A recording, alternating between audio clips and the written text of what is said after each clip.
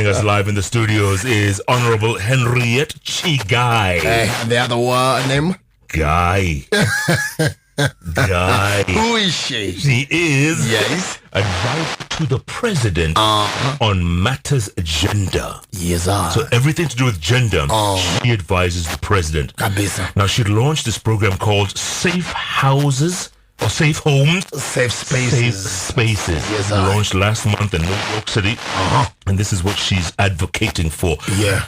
Mheshimiwa, good to see you. Welcome to 106. Thank you very much for having me. How you doing? Better than yesterday. Guy. Amesema jina lake ni Chiggai. Si Guy. Guy. Inaitwa alama ya mshtuko. Exclamation mark. Better than yesterday. Yeah. So listen, you've been a lawyer. I mean, you've been a lawyer all your life, right? And you've seen cases like this.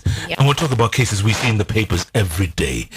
The amount of I don't know where the blame should go, whether it's post-COVID, mental health, sijui, maisha, economic. Ito gharama ya maisha. Sure. Hiyo design mtangu wa But power. the level of violence has really grown the last few years, hasn't it? Yep. You'll agree with me that even the reported cases are just the few that are reported. We actually have quite a number of cases that go unreported. And the violence that we see currently, you'll realize that there are many, many, many reasons as to why we get ourselves in that pot. For instance, the economic shift. Poverty, the levels of poverty in this country is so high. Maybe in the urban areas we don't see it as much, but when you go to the rural setups, you'll be shocked. We have tried to do proper analysis by just going outside there, visit different counties and just to check the margins. In some cases, cultural biases. You saw the report that was issued the other day. Women actually in some areas believe in being battered because culturally that is how they have been raised. That's what this man was saying earlier on. By being beaten, they feel loved. But that's guess the what? thing. Yeah, Huh? There are people who can't prosper in peaceful relationships. There has to be a little bit of violence. Chaos is what defines them. No. Yeah. In fact, they self-sabotage sometimes. If they find peaceful partners, they have to self-sabotage and ensure they bring about violence so that it happens. It's terrible. Yeah. In some instances, you find it's alcohol and drug abuse. Guy, which is also a big factor in some regions. You realize that some of us, when we get too high, we can't handle ourselves. So you bring the issues back home, and most people say when a man is drunk, they speak truth. I don't know. When a woman is drunk? You tell me about that. Oh my. But the thing is, there are various factors. In some instances is mental health. We actually have a very high percentage of us walking around, but our mental status is not proper. So you just need a trigger and you all go violent. And then the question is, how do we deal with such situations? We have also not packaged a way of dealing with these situations, know. And instead of us providing solution, we ignite more fire. So the question then is, how safe are we all, not only within our home environment or home setups, but even at the workplaces, within our safe spaces that we work. Like, for instance, 8 hours of your day, you spend it at your workplace. So how safe is that workplace? How comfortable is it? Are you happy to wake up every day and just go to work? Or every time you wake up, you're like, oh gosh, do I have to do this again? So we designed safe home, safe spaces where we are saying everybody needs to be safe within those spaces. And then look at the societal frog. Currently, if we look around ourselves, everybody is so bitter with life, We are planting the seed of hatred. So we need to change that paradigm shift and start asking ourselves, can we start selling love? Can we start selling comfort? Can we start bringing people in spaces where they actually feel safe to even discuss about issues that are affecting them? So you realize that everybody, currently, you talk to everybody, it's a loose ball. Guys will just give you a punch because you have a different opinion. with what they have. So we have not structured our minds to accept and adopt to situations. And even how do we handle issues that are presented to us, So we now need to recalibrate ourselves. So it's the whole societal frock. Mahesh, there's so much sexual harassment in the workplace. Either they're afraid, right? Yep. They will be demoted or they'll be fired. Yeah, they still need the dough. You still need the money, correct? So they tolerate. How do we solve that? It goes back to the same issue, safe spaces at the workplace. Look at it this way. The government has already set up policy on sexual harassment. Right? Yeah. The policy is there. We have laws, we have rules, we have regulations. Now, the question then is, how many institutions are going out to implement or even imprint the same sexual harassment policy at the workplace and pin it up? Why are we pinning it up? So that everybody has access to it. It's all in the mind. Now, when you look at the employability ratio in this country, public sector employs less than private sector. Now, how then do we make private sector intertwine and work together with government to ensure that the policies, laws and regulations that are putting in place are all synergized, so that it's not just government issuing policy and regulations, but we need them to be implemented. So that is where the problem is. Private sector, public sector must now start working together. Public sector has issued laws, policies, they are there. Regulations are there. So who's going to implement this? Then within the workforce, really, sexual harassment also has different levels. Yeah. You find there are those in spaces where if you don't toe the line, you get fired. You don't get fired because you didn't align yourself with whoever who is in your space. But we always find a reason as to why you need to go home.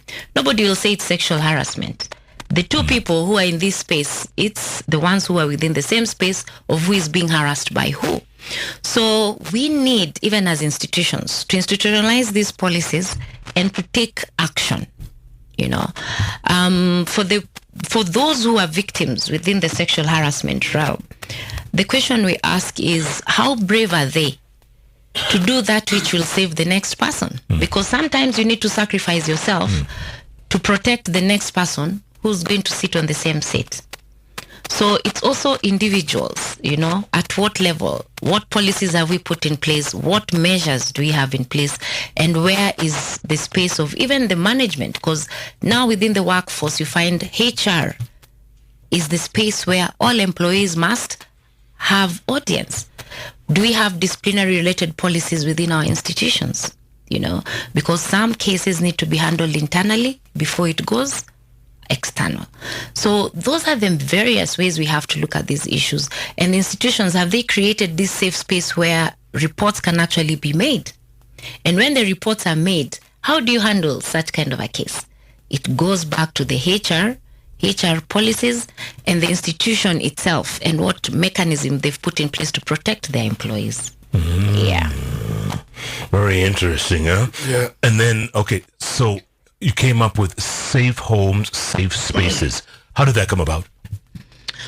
Well, when my office was put in place, we've been asking ourselves, what is the one thing we are going to do to make a paradigm shift, especially in the promises that were made to Kenyans? Remember, the president put two offices in his executive office. That is for the security advisor, which Ambassador Monica Juma sits in. And then my office, which was a promise to Kenyans to put in place a women rights agency within the office of the president. Why was this? I'm sorry. So in that office, there are two women advisors? Yes, cabinet level. That is Ambassador Monica Juma and myself, security advisor to the president and the women rights agency. Now, those two offices are very important, if you ask me, because if you look at the presidential system, and I would mirror this maybe with the US government, these offices sit in. Why do these offices sit in? Is to address the current issues, emanating issues that actually need a press bulb. For instance, our office has the coordination role We can actually sit in private sector, public sector, MDAs, NGOs, and we can sit all of them in, to discuss issues that are affecting women at the time. Curate solutions and then pass them even as advisory, or we find the right place where that issue can actually be resolved. Remember, under the GF commitments, the president of this country actually chairs the GBV committee. And when we talk about GBV committee, we are looking at FGM and now issues to do with physical violence. And when we look wholesomely, you realize that the president has already set up the offices. The offices now need to do the work, because there are some issues which you need to put aside so that the president can concentrate on other issues as well. So what then that means is that our coordination role becomes very, very important in terms of policy shifts, advisories, and what my office has done is to ensure that we issue advisories pegged on what we find. There comes the data. So you cannot do a desk advisory if you really do not understand what is happening on the ground. I'll give you an example. This weekend we are in Londiani with widows. We did a widows program in Vihiga, and we came up to realize that widows in this country are suffering not because there are not laws and regulations are not there, but simply because they don't have the knowledge. So the question then is, how do we calibrate the available institutions to protect the right of widows, to pass the knowledge, to do proper advocacy, and ensure that we put all the widows in one database where they are aware of their rights, they are aware if anything goes wrong, where do they go? We were surprised in Vihiga, so many of them didn't even know their husband had left properties. And unclaimed assets was there to actually help in doing the connection margins. So you find the government is doing a lot of work in terms of policy shift, but it's not trickling down. So once you find that kind of information, now we come back and see which entities need to do what, so that we have a 360-degree approach in terms of the solutions we want to give. So with that then in mind, we have decided we need to put all the widows in our one database, so that they can be helped. The laws are there. It's just about the knowledge. What are their rights? Do they know what their rights are? Most of us within the rural setup, widows, once your husband died, the relatives take all the property. No. Because culturally, they believe women should not own any property. And by the way, they forget that there are children in that home who need to be educated. So while you're pressing this valve on this woman, you're actually messing up a whole set of children within that home. So our findings, our advisories are pegged on reality on the ground. We just don't issue advisories. Now, when it comes to economic empowerment and investment, it's another area, and you'll see how all these things are connected within the community. We discovered we want to push women to own properties. We want to push them to do business under MSMEs, market linkages, but there's a gap. Financial literacy. In the rural setup, you'll realize that within a certain age set, women didn't go to school, or rather there was a big gap in education. Now, when we talk about financial literacy, you take a loan. You don't know where to take the loan first, and if you take that loan, you actually don't know how to make use of that money so that not only will you pay that loan, but it can earn you some value. So we discovered there's a gap on financial literacy. So what did we do? The banking institutions, we brought in a FAWA series by AGF, What does that mean? Banks have to sign in to provide financial literacy training to any woman that they need to give money to. The credit, access to finance. So you see, economic empowerment and investment then becomes a women's rights issue. Yeah. If you want to accelerate the space of women within the financial space and the gap that has already presented itself, you have to go beyond pushing for access to finance. Before they get the money, they need to know how to use the money. Where to save that money, how to invest that money, and how to pay back. This is not something the ministry can do directly, but we can partner with many other entities. And by plugging in, our office is saying, within that space, we have to put about 8 million women. 8 million. And when we say 8 million, women, and widows are part of that. Okay. So when we say 8 million, we are saying the gender parity accelerator. When we're accelerating the gender parity, we have to see how many women are these MDAs reaching. So you have to bring everybody, the KEMSAs, the Safaricom, all these things they are doing around women. Is there a reporting mechanism? Is there M&E? And how are we accelerating the gender space, the women within that gender space? So you realize things like economic empowerment and investment is a women rights issue. And with lack of that, then there's GBV. Because if these women don't have money to run themselves, GBV prevalence. What a chopper. Well, and when they are beaten, why do they always go back to abusive homes? Because that's their only source of That's survival. the only source of survival. And even when you rescue them, where are we putting them? And then look at the court structure as well. So you see how it's connected. So look at the court structures. They cannot afford to even have legal representation. And even when they go to court, some of them just give up and they go back to the abusive side. Are the perpetrators ever arrested or convicted? And I'm talking about, for instance, recently the sportswoman whose boyfriend came and doused her with petrol and lit her on fire.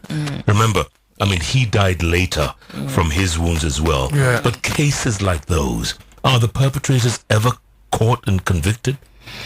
Well, in most cases, in fact, what saddens me right now is the Agnes Tirop case. Right? We all know what happened. It was in the public domain. Yeah. The guy is out. Walking the streets. Walking in the streets. We have also been in spaces like, I was in Busia where a whole room was filled with children who are violated. And I'm talking about the ages of 2 to about 18, 24. So you even have younger widows because, and we're talking about crude ways of how we treat these young girls. There was a young girl whose hands had been chopped simply because their boyfriend thought she's too pretty to continue doing her work at the salon. So what do? Chop off her hands so that she stays at home. We're talking about a 2-year-old. Anyone who rapes a child between the ages of 2 to 18, I think you're a psychopath. I mean, you're not supposed to be in the society out here walking, not. But you discover, like, in that particular region, we found a guy who was actually released, came back, raped 4 people, 4 other kids in his vehicle, and shipped himself to South Sudan. Nobody knows where he is, you know. So you find the courts are also letting us down. In fact, I have said this many times, the children's court has actually become a cash cow in this country. In the sense that, Why do you let such people walk out? You know, you need to fast track these cases. Fast track the cases. Let these kids have justice.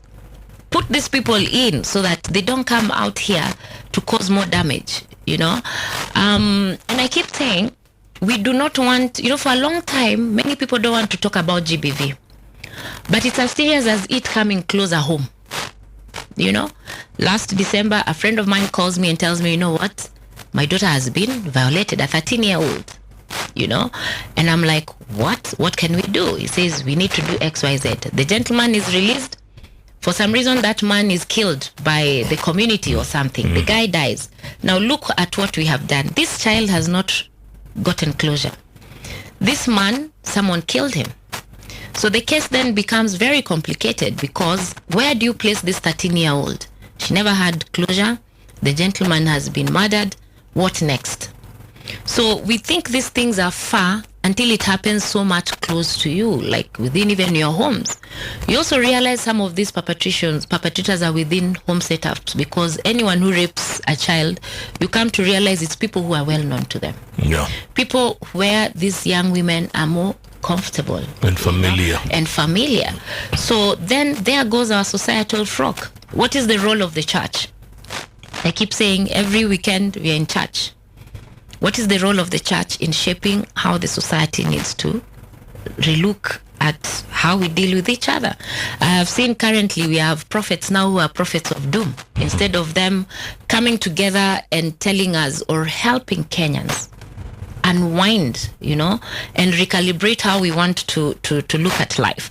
So you realize everybody has to plug in. Everyone must plug in. Everyone within the society. The government has its role. Civil society has its role, and civil society now needs also, instead of shouting and yelling all the time, what positive advocacy is civil society doing? Because I've said we hate each other right now. There is no love in this society. It is all negative. Look at how we deal with children within our spaces, even our neighbors' children. Nowadays, if I walk into anyone's home and a child walks in, the first thing will be, whose child is that? Send them back home. I do not want those children here. But guess what? Parents are very busy, so parental skills also come in. Parents have become so busy that we are forgetting the small tenets of how we want to take care of our children. Yeah. So children now are looking for safe spaces. My safe space as a child is my friend. Let's say my friend Tim. When I go to Kina Tim's house, I am fed. Timon's mom is happier. She hugs me. I sit. I'm allowed to read. What conversations are we having with these children? So we need to go back to where our grandmothers are. When I meet a child on the streets, you just find out, are you okay? Where are you going? You know, how is mom doing? Can I take you back home? You know, nowadays, what are we doing to those kids? We are beating them. We are stealing them. We are mutilating them. You know, so there's all these societal issues that are now making life so difficult for everybody. And we're actually bringing up broken children who then become family owners.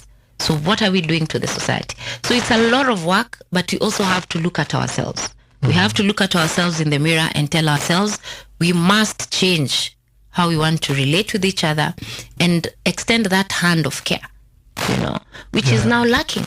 But yeah, Oshimio, I've heard about empowerment, financial empowerment, about the taking care of those who've been rendered widows in the society. But these are the same women and girls who will eventually interact in a society where we still have boys, we still have men. So where is that space for men equally to be brought onto this agenda? Because again, it might be an exercise in futility if we only look at the women or girls at Bekeake and we have boys and men who still are going through similar challenges, or maybe worse, if not similar, kind of challenges in the society. Is there a plan to ensure that we onboard the men and the boy child as well? That is a very good question, and I hope you and Jeff are already my ambassadors in this. Oh. I've recruited you. Can you come to State House? Why not? Aye. Si tuende tu kakunya kachai. Si after hiyo unajua kwa siku hizi walikata budget. Hakuna chai? Chai utapata. Lakini hii ni tricky. So labda chai. Men involvement is very important. Let me tell you. There's nothing that can move without the buying in and the heavy push from the men folk. And I will tell you why. The society looks at men, the design of the society, men are actually kings. What happens? The kings are the ones who say what should happen. And who will go and implement? The queen. The queens. So you cannot do this without the men, right? And remember, if you empower a woman, you've empowered the whole society. These women are mothers to both boys and girls. So, for instance, if we talk about FGM, I have moved around. Men are saying it has to stop. But guess who are pushing it? The women. Guess who are cutting girls? Women. So we definitely need the men's voices to ensure that all these things we are talking about actually works. We also realize that men actually speak well for the women. They drive processes for the women. When they want to do it, they do it. So we cannot leave the men behind. In fact, you cannot sideline men. They have to own this space. They also have to say some of these things must stop. The boy child also, the gap within that space is that dads are missing. Mm-hmm. Where are the men in shaping the young boys to be men? Someone was telling me the other day, there are two things a boy wants when they grow up. Either to be like their father or not to be like their father. So the men now needs to tell us which of these two spaces do they want their boys to sit? Do they want their boys to be like them or not like them? You see how the society flips things. Yeah. So men have to shape the young men into men. They have to flip and ensure that the young boys either become like them or not like them. Do we have to go back to tradition? Definitely. That's where it all starts, Jeff, because how our culture has set the society also makes a lot of difference. So which are the cultural practices are we saying they are good practices and we need to carry forward, and which ones do we need to drop and say, hey, where the world has shifted, some of these cultural practices are not good. And one of them is FGM.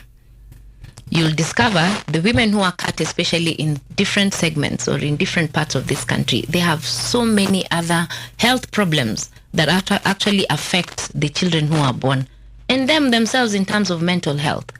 So we have to change how we are doing things. In fact, I'm happy there's actually a whole organization that is an anti-FGM organization, and it's led by a man, and it's working. I've been following them and I've been seeing the kind of work they're doing, and I'm like, this is it.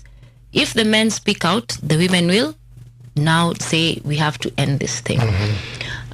We also have to look at the impact of some of these things that we are doing. If you go to Maasai land here, you discover that FGM itself causes young girls to be ready for marriage. What does that mean? At the age of 13, you can actually get married. It's cultural. Even in Samburu, girls are married at a very young age. So what does that do to the society? Parts of Laikipia, I'm told we are raping older women. Why? There are no young girls to be married because we've all married them to the old men who are now having more than 15 wives, culturally, because they can select any young girl to marry. So we need to end child marriages, which are now the reason as to why we are having high teenage pregnancies. Part of the reason is that early child marriage. FGM, when you look at FGM also, it's a whole set of mutilation, and it's cultural. So what are we doing to the society? Look at the boy child. We are not talking about boys who are being raped, but it's happening. Yeah, Nairobi, I think in 2002, the report that we have, more than 1,500 boys raped. Assuming that is the number that is raped within every month. Calculate that by 12 months. Multiply that by 10, 15 years. We'll not have men. Good Lord. You get what I mean? You'll not have, because you've broken all these men and these young boys. So by the time they are adults, what kind of men are we having? So we need to look at these things and look at them deeply. And it's everybody in the society now who has to plug in and say, you know what? We need to change how we are doing things. What about in Central Province? Sometimes, it's not very widely done, but once in a while you read a newspaper headline: a 22-year-old has raped his 90-year-old grandmother.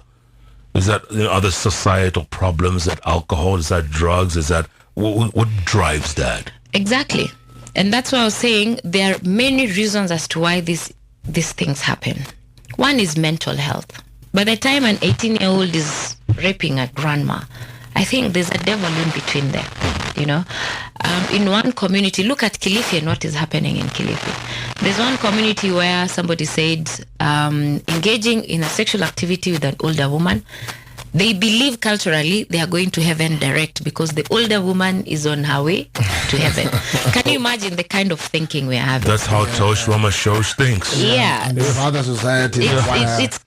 Once you go for your initiation journey, lazima mlete mashosh. But can you imagine what that does to the young man who's 13 years, 15 years? Freshly from the river. Mentally, what have you done to that boy? You've messed that boy, you know? And you see, these are the things we don't talk about. And now we do we also bring in professionals, counselors, therapists who can help these victims to actually cope and be reintroduced back to the society in a way that they will help propel the society. Or do we just move on? Yeah, because you see now, things to do with like those childhood traumas, mental instability, and all these things, they need a professional a counselor who's trained, a therapist who knows what they're doing to actually try and run these victims through their recovery journey. That is very important, and that is why now the multi-sectoral approach comes in. You cannot have government do everything. We must also say, where are we plugging in to support government? Because government has said by the end of 2026, they want FGM zero rated. The question is how? You know, we want GBV zero rated. The question is how? Government has said it. The president has pronounced himself on these issues. The question is, how do we ensure that this is done? You know, the president has done his work by setting up and putting our offices in place. So then is the numbers. There comes the multi-sectoral approach. The professionals. The professionals in this country, I keep saying we need to be not just the consumers of governance. Professionals must also be creators and innovators of good practices, both in our offices and outside. For instance, I'm a lawyer. If I've never gone back to my village to enlighten people in my village, then my legal card is as useless as when I was graduating. Because we need to be able to take ourselves back to our rural homes and help our rural folks grow. Where government cannot reach, what are we doing? So within this space, we need doctors. Why do we need doctors? We have all these medical issues that are emanating from rape, from FGM. Where are our doctors, you know, in helping these victims recover mentally? You know, so we need everybody. We need everybody. Spiritual leaders. Spiritual leaders. You know, the church. Is the church able to analyze what is happening within its society and address those issues? Because we've become so political, you know. Everything is politics. But no, we need to retool ourselves and go back and ask ourselves, how do we, me and you, support and help our communities? Look at lawyers, legal aid, you know. How do we retool that space and ensure that as many lawyers are out there helping the communities know what their legal rights are and where to go if there's a problem? Look at our chiefs, you know. Yeah. The chiefs are the go-to persons within the administration to handle these issues. But what are they doing? They're handling these issues under a tree, you know. Yeah. And then you're asked to pay a goat. Yeah. And then you sweep everything under the carpet. Exactly. So when you do that, Sure. yes. Yeah. So when you do that, you've not solved the problem. You've actually packed it. Mahesh, when you advise the president, does he listen or does he advise you on about how to advise him? The president does listen, and I will tell you good areas that he has actually actualized. Number one, he set up the offices. Number two, he pronounced himself on these issues, you know. Number three, the Ministry of Gender and Public Service was split. Why was that done? Because public service was too heavy. And the gender ministry was remaining as a small desk. What did he do? He split the two to allow the gender ministry to now have its good budget and to roll out, you know, programs as the gender ministry. The Minister of Gender now has a lot of work in terms of ensuring that all the gender issues are now addressed, because their desk was removed from a desk to a whole ministry. So how do you align all the programs within the ministry? There goes what needs to be done. When you look at the health laws, you know, for a long time, teenage mothers could not get treatment in hospitals. For a long time, for many years actually. It is this time that now we have health laws defining an indigent. What does that mean is that children under the age of 18 can actually go to hospital and get treated. You know, gender budgeting processes. This is something we have been talking about, you know, and that is something that has been implemented. He has pronounced himself on that. We now need all the MDAs to flag and ensure that we have gender lens budgeting within all the MDAs. Look at AGPO, It's one of the things the president said he needs to correct. My office held the first procurement summit, and we brought everybody on the table, and we agreed on what needs to be done within the AGPO space. The advisory was issued, and now we are going into implementation. So we bring everybody on board, you know. And just like I said, we don't issue advisories which we have not tried and tested. And our advisories are actually, the contribution is not from my desk, it's from everybody. We have to test. We have to test and say, will this work? What are the people thinking? What are the guys within that sector thinking in terms of the solutions that they want to bring in place? You remember on economic empowerment, AGPO is a big problem. Yeah. Because we have the AGPO policy and the certificates are being issued, but to companies which are not women-led. One of the outcomes was if you bring a company that belongs to a woman, because what our good friends, the men, were doing is you bring a company, your wife is one of the signatories, but the check will never be written to your wife.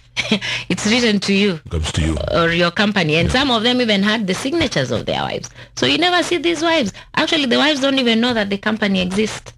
Or there's money coming in. Or there's money coming in. Right. So that is why we cannot accelerate, or we have been staggering in accelerating women within the economic band. Yeah. So one of the outcomes is, and everybody within the room agreed, that if you've presented a company with an AGPO certificate, the check will go to the name of the person who's the director of that company. So if you put there your daughter, it's your daughter who will pick the check. What? If you put your wife, it's the wife who will pick that check. If you put your side... Check, it's her who will pick the check. And they have to present themselves. So these are some of the outcomes and the policy shift that we are putting in place. I think next time when you're going to Vihiga or Busia or Londiani or Ngalani, you need to ensure that you tag us, or you tag Toshua Show, so that we can go see what's happening and come back and discuss the same. And record it and document it. And document, make stories. You know what I'm saying? Yeah. Thank you very much. Just like I said, I've already recruited you in this process. Okay. You know, and I'm glad that it has also come from you. You've actually offered. And we're in Londiani from Friday and Saturday. Ish. We are having a widows initiative there. See that? And I'll tell you, the president has given us the leeway to go out and work.